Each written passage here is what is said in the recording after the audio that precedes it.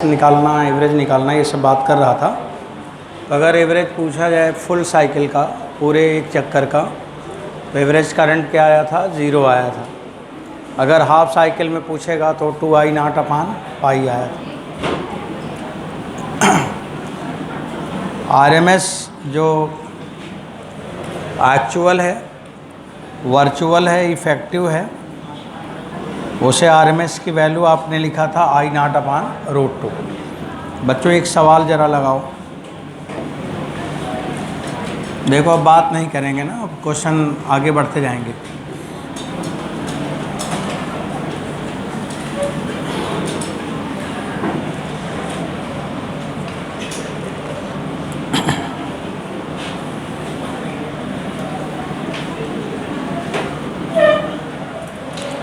Alternating का मतलब है कि जिसकी वैल्यू बदलती हो। कोई ज़रूरी नहीं है कि वो साइन के फॉर्म में हो। जैसे देखो ये करंट है, मैंने ऐसे बनाया है, ये करंट यहाँ पे आया, फिर इसके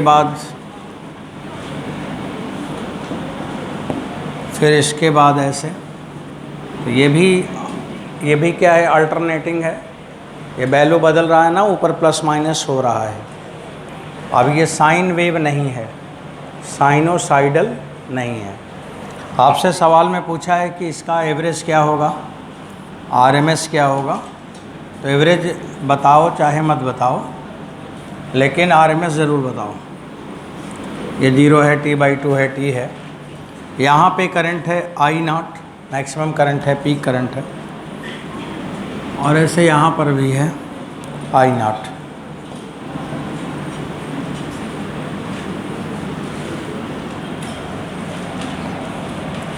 ये मैक्सिमम इधर I0 है, इधर I0 है, और ये मेन जो करंट है, जो करंट का पल्स है, वेव पल्स है करंट का, वो ये वाला है। ऐसे गया, फिर ऐसे गया, ऐसे ऐसे करंट ये चल रही है, और बीच में ये मैक्सिमम से फिर मिनिमम आया, ऐसे ऐसे चल रहा है। तो आपसे पूछा है कि इसकी RMS करंट कितनी होगी, RMS करंट इज़, तो क्वेश्चन है RMS is option I0/2, option b I0/√3, option c I0/√2, option d मान लो कुछ और हो तो नन ऑफ द अबव। अब RMS करंट कितनी होगी? आपके एग्ज़ाम में ऐसे क्वेश्चन आएंगे और ये सब लगाना पड़ेगा बच्चों। यही तो अंतर है, फिजिक्स ही तो रोकता है, उसी को सही करना है। अब इसे कैसे कैसे कैलकुलेशन को कैसे लिया जाए, अब मैं आपको लगा के दिखाऊंगा, सब लोग ध्यान से सुनेंगे। देखो, जब भी RMS करंट पूछे या एवरेज पूछे तो ये तभी पूछेगा जब वो बदल रहा होगा, और अगर वो बदल रहा होगा तो किस तरह से बदल रहा होगा, कैसा बदल रहा होगा। जैसे अभी आपने पढ़ा था I/I0 sin ωt, तो टाइम के साथ वो बदल रहा था साइन वेव के साथ, तो आपने I/I0 sin ωt लिखा। यहाँ भी करंट तो बदल रहा है टाइम के साथ, लेकिन अगर आपको करंट और टाइम में इक्वेशन नहीं आएगा तो फिर आप सवाल नहीं लगाएंगे। तो सबसे पहला काम क्या है कि करंट समय के साथ बदल रहा है, तो कैसे बदल रहा है पहले वो निकालो आप। तो कैसे बदल रहा है वो निकालो। तो ये जो लाइन है, जो आपको लाइन दिख रही है, ये पहली वाली लाइन, ये क्लास 6 में आप जब पढ़ते थे तो ये लाइन होती थी y/mx-c होती थी, यही होती थी। इसीलिए क्लास 6 में पढ़ा दिया जाता था y/mx+c और mx-c, कि 6 2 12 के बाद दिक्कत ना हो। तो y/mx-c हो गया। अब यहाँ पे y का मतलब क्या है? I, m माने स्लोप, स्लोप निकालो। tan थीटा होगा परपेंडिकुलर I0 और बेस t है, T/2 है, तो m का मान हो जाएगा 2I0/t। x एक्सिस पे t है और माइनस सी का मतलब आई नॉट है। बच्चों ये टाइम एक्सिस है। देखो अगर आपको इक्वेशन लिखना नहीं आएगा तो आप इस तरह के सवाल कभी नहीं लगा पाएंगे। और अगर आप किताब खोल के या कोई पेपर खोल के देखे होंगे तो आपको इस तरह के रिजल्ट बहुत बार पूछे गए हैं। इसीलिए कि थोड़ा बहुत ये भी आइडिया होना चाहिए। तो बच्चों ये मैंने इसको तो लिख दिया। अब देखो आगे क्या करते हैं। अब ये काम ख़त्म हो गया। अब मेरा कहानी कैलकुलेशन कैसे होगा उसे सुनोगे। और सबसे अच्छा तरीका होता है पढ़ने का कि बताते भी रहें और लिखते भी रहें, तो आपका मन शांत रहता है, सीखते रहते हैं आप।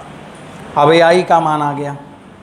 अब अगर मैंने आपसे पूछा है आरएमएस, आई आरएमएस पूछा है, तो आरएमएस का मतलब रूट हो गया। रूट के बाद क्या लिखा है? रूट के बाद लिखा क्या है? कम से कम यही पढ़ दो। हाँ, मीन लिखा है। हाँ, लिखा तो मीन ही है, लेकिन ऐसे नहीं बोला जाता कि लिखा है मीन। अगर बोला जाए रूट के बाद तो बोलो स्क्वायर करके मीन निकालो। मीन तो निकालना है किसका? स्क्वायर का। तो क्या करना है? स्क्वायर करके मीन निकालना है। तो स्क्वायर करके मीन निकालना है तो आई स्क्वायर डी टी और 0 से t और डिवाइडेड बाई डी टी। बच्चों 0 से t जब आरएमएस निकालते हैं तो लिमिट पूरे साइकिल का लेते हैं, मतलब नीचे वाले का भी और ऊपर वाले का भी। तो 0 से लेके कैपिटल T तक लिया था। और अगर एवरेज लेते हाफ का तो 0 से t/2 तक लेते। अब देखो इस i का मान हम यहाँ रखने वाले हैं। तो आई नॉट स्क्वायर हो गया, स्क्वायर बाहर आ गया। और आगे का बात क्या होना चाहिए? 2t by capital T minus 1 square D t upon d T. 0 से t, 0 से इंटीग्रेशन लगा दो 0 से t।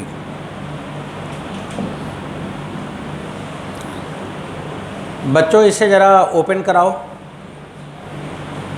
आई नॉट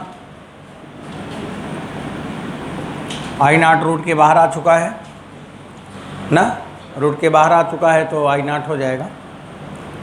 अब फिर देखो आई नॉट। अब सलूशन मैं सोच रहा हूँ कि आप लोग भी बता दें, मैं लिख भी लूँ। बच्चों a माइनस बी का होल स्क्वायर करो। 4t square upon t square plus 1 minus 4t upon capital T into d t upon d t. अब यहाँ डी टी क्या है? यहाँ तो t लिख ही दो, यहाँ तो लिख ही दो बच्चों। अब फिर देखो कैलकुलेशन बढ़ा रहा हूँ। अब अच्छा इसका टी स्क्वायर का इंटीग्रेशन क्या होगा? हाँ, टी क्यूब अपान 3 और टी स्क्वायर और लिमिट 0 से t प्लस 1 t लिमिट 0 से t माइनस 4 अपान t। हाँ, टी स्क्वायर बाई 2 लिमिट 0 से t और नीचे भी है t। अब थोड़ा सा और एक बार कैलकुलेशन कर लोगे ना तो आंसर आ जाएगा। बच्चों अब क्या करना चाहिए? आई नॉट आ गया और इससे जब आप t की जगह स्मॉल t की जगह कैपिटल T लिखोगे तो t क्यूब टी स्क्वायर से ऊपर लेकिन एक t बचेगा, यही वाला आएगा क्या? यहाँ पे प्लस t आ जाएगा। यहाँ बच्चों 2t आ जाएगा, 2t आ जाएगा और अपान t आ जाएगा। अब देखो t सब हो गए कैंसिल। और अब आप कैलकुलेशन डायरेक्ट करके लिख लेना। आई नॉट इधर लिख दोगे यहीं लिख दो, आई नॉट अंडर रूट के अंदर 1/3 आ रहा है क्या, 1/3 आ रहा है, तो you get it's value I0/√3। तो RMS का मान कितना हुआ, I0/√3। समझ आया, RMS हो गया। अब RMS की वैल्यू आपके एग्ज़ाम में आएगा तो आप लिखेंगे, आएगा, यही सब आता है, सवाल आने का यही है, जो हमारे दिमाग में आ रहा है वही टीचर के भी दिमाग में आएगा जो सवाल देगा, कि बच्चे हैं, बच्चों से बच्चों वाली बात पूछो, या तो डायरेक्ट रिजल्ट पूछो, और या तो अगर कुछ करवाना चाहते हो तो आसान सा बात पूछो, और थोड़ा डिफरेंट भी हो गया ना। जिसको नहीं याद आएगा तो √2 भी लिख सकता है, RMS होता है I0/√2, लेकिन यहाँ पे क्या हुआ, I0/√3 हो गया। यही सब सवाल है जिससे हम अच्छे स्टूडेंट का पता लगा लेते हैं, यही सब पूछकर। चलो बच्चों, ये तो कहानी हो गई समाप्त।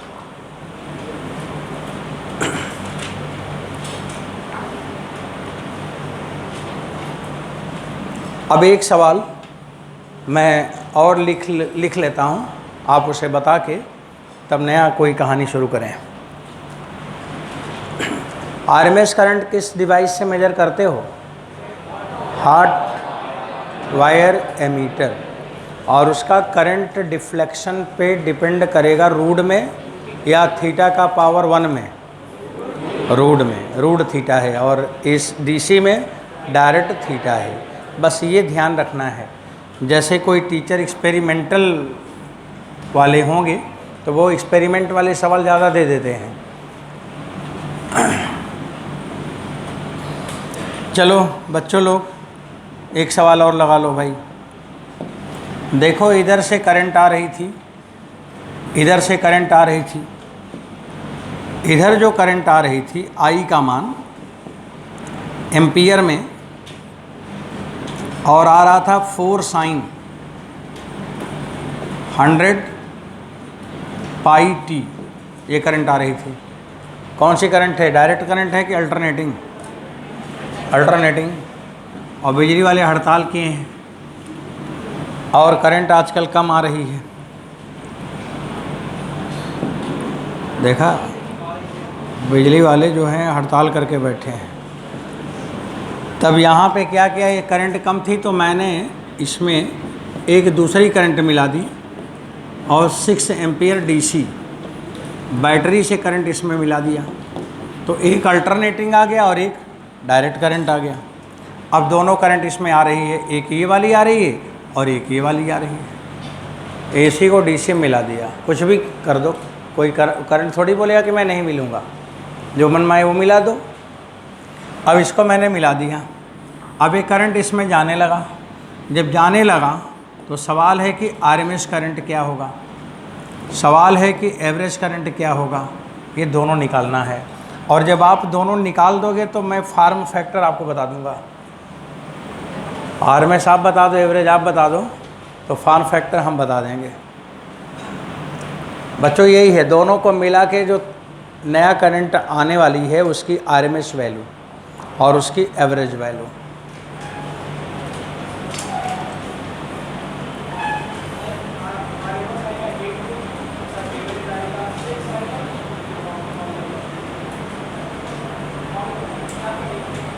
सिक्स आया ना, हाँ। एवरेज लेकिन हमेशा हाफ साइकिल का बताते हैं, फुल साइकिल का नहीं बताते हैं ना, वो लिखा ना जाए तो भी आप हाफ साइकिल का बताएंगे। फुल साइकिल का तो 0 था ना, वो मीनिंगलेस हो गया था। तो हमेशा जैसे एवरेज पूछा जाए तो टीचर ने क्या लिखा है, फुल हाफ छोड़ो, अगर वो फुल लिखा है तब तो 0 लिख देना, और कुछ नहीं लिखा है तो आपको हाफ साइकिल मानना है। क्या मानना है, हाफ साइकिल मानना है। देखो बच्चों, आपके क्लास से देखो आंसर तो निकाला ही है इन्होंने, और सब लोग अब मुझे ज़रा बताना, I1 और I2 से जो करंट, नई करंट मिलेगी I का मान, तो I बराबर मिलेगा 6 + 4 sin 100πt। मान लो कोई कम पढ़ा लिखा होगा तो ऐसे तो लिखेगा, बोलेगा दोनों प्लस कर दो, प्लस हो गया। अब मैं निकालूंगा RMS, माने RMS लिखा है, RMS माने रूट, ऐसे लगाओ इतना बड़ा सा। M माने मीन, मीन माने ये होता है, और उसका स्क्वायर कर दो। 6 + 4 sin 100t का स्क्वायर, और ये रूट मीन स्क्वायर हो गया। नहीं समझ आया क्या? ये हो गया।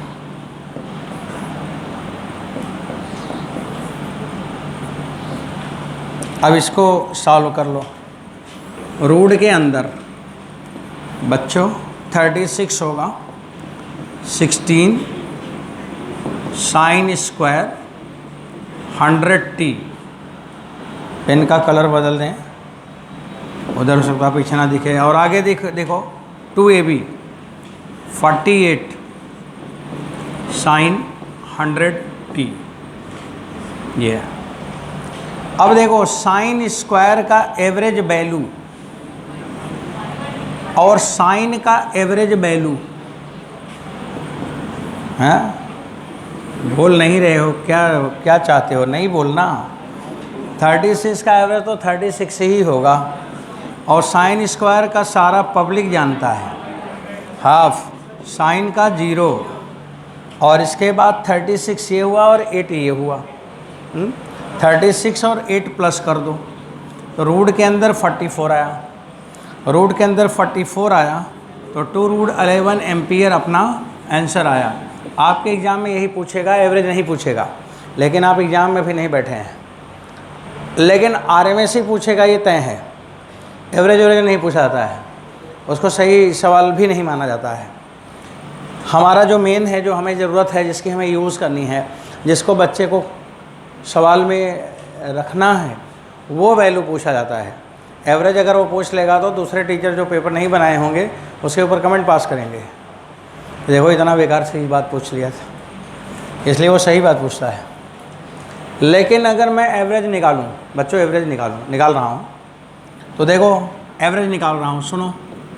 आई एवरेज ऐसे लिखोगे 6 प्लस, अब रूट मत लगाना, 100πt, और यहाँ पे लिख देना हाफ। एवरेज क्या लिखोगे? हाफ।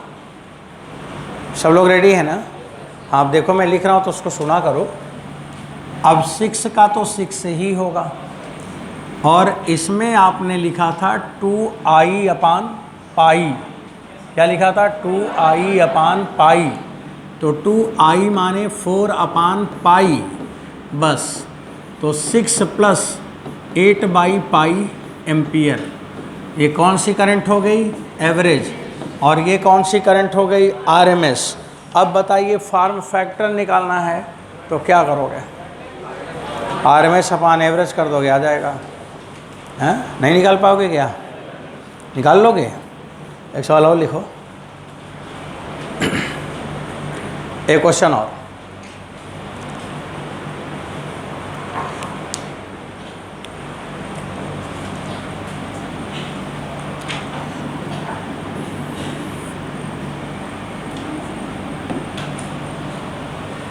हटा दूं?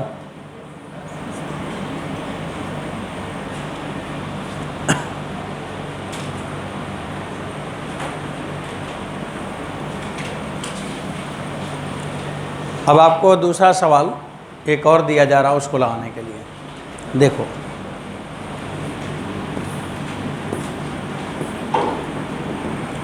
इधर से करंट आ रही है,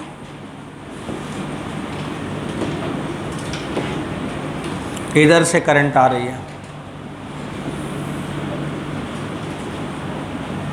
और दोनों करंट मिलके इधर जा रही है।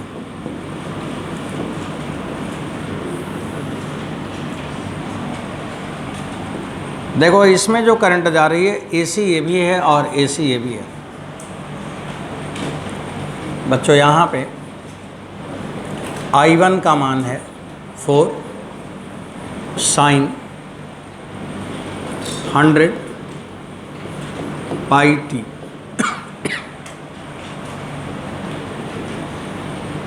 और I2 का मान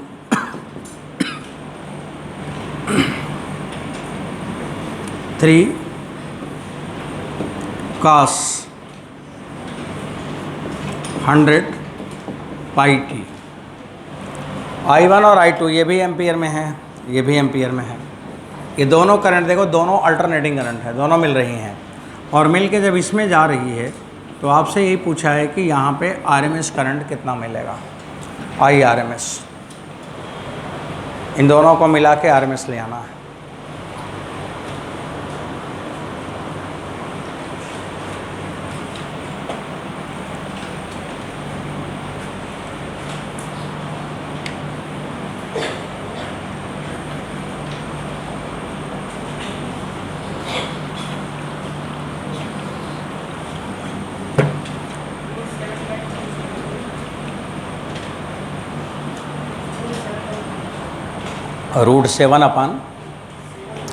√7/3 यही आ रहा। हाँ ऐसे कुछ आता है, ठीक आ रहा होगा। चलो बच्चों, जो लोग नहीं निकाले वो भी कुछ तो करे होंगे, हैं? बैठ के आराम करते रहते हो। अब देखो आपसे RMS पूछा है, थोड़ा स्पीड भी इम्पोर्टेंट होता है। आपके पास अगर नॉलेज हो रहा है तो चीज़ों को अच्छे से सीखो। देखो आपको बढ़िया समझना है, आपका ये सब्जेक्ट है ना, इसे सही से सीखना है। और सबसे ज़्यादा जो पेंट्रेटिंग स्टडी होती है वो यही स्टडी होती है जो इंजीनियरिंग कॉलेज और मेडिकल कॉलेज या इंजीनियर और डॉक्टर पढ़ते हैं। वो रियल में पढ़ते हैं, बाकी लोग नाम पढ़ते हैं और वो काम पढ़ते हैं, यही अंतर है। बाकी लोग नाम पढ़ते हैं, नाम माने कोई चीज़ छोटी सी बात। अब जैसे बोला कि रडार क्या है, पता चला 3 दिन रडार ही बता रहे हैं। हमें ये नहीं पढ़ना कि रडार क्या है, हमें पढ़ना कि रडार में क्या क्या है और कैसे बना है। वो क्या है वो तो दिख रहा है, सबको दिखता है। तो इसलिए आपकी जो स्टडी है वो पेंट्रेटिंग होती है, हमेशा उसको डेप्थ में जाते हैं। मतलब अगर मेडिकल और इंजीनियरिंग के स्टूडेंट्स पढ़ रहे हैं तो जो नॉर्मल लोग होते हैं जिनको नॉलेज नहीं है तो वो सोचते हैं कि ये सब कितना जानते हैं, कितना सीखते हैं। तो क्योंकि आप